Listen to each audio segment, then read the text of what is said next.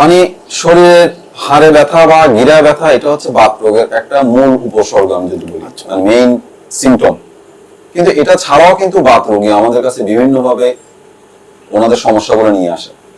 যদি আমরা চিন্তা করি যে কোনো ক্ষেত্রে দেখা যাচ্ছে কোনো রোগী আমাদের চামড়ায় কিছু কিছু উপসর্গ নিয়ে আসে, চামড়ায় বিভিন্ন ধরনের লাল র্যাশ, চামড়ায় বিভিন্ন ধরনের গোটা, এই ধরনের সমস্যা নিয়ে কিন্তু রোগীরা আমাদের আসে। কারো দেখা যাচ্ছে চামড়া আস্তে আস্তে শক্ত হয়ে যাচ্ছে, কোনো বাত রোগের ক্ষেত্রে আমরা পরবর্তী হয়তো এই প্রসঙ্গগুলো আসলে আমি বলবো, চামড়া শক্ত হয়ে যাচ্ছে।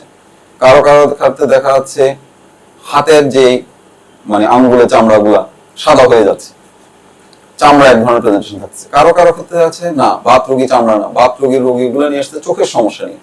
এবং কোনো ক্ষেত্রে বাত রোগীরা কিন্তু আমাদের কাছে আসার আগে চোখের ডাক্তারের কাছে যাচ্ছে। কি ধরনের চোখের কি সমস্যা আছে, চোখে উনি একটা চোখ হঠাৎ করে লাল হয়ে যাচ্ছে, চোখে ঝাপসা দেখছে, চোখ দিয়ে পানি পড়ছে, এই ধরনের সমস্যা চোখের ডাক্তারের কাছে যাচ্ছেন। চোখের ডাক্তার ওনাকে একটা রোগ সম্বন্ধে বলতেছেন যে আপনার চোখের রোগের নাম, আমরা এটাকে মেডিকেল টার্মে বলি ইউভিআইটিস।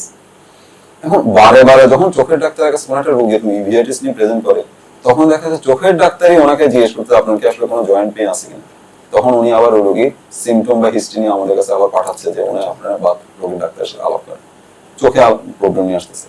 কারো ফুসফুসে প্রবলেম হয়ে যাচ্ছে, বাত রোগ থেকে ফুসফুসের কার্যক্ষমতা কমে যাচ্ছে, কারো হার্টের ভালভের ক্ষতি হচ্ছে।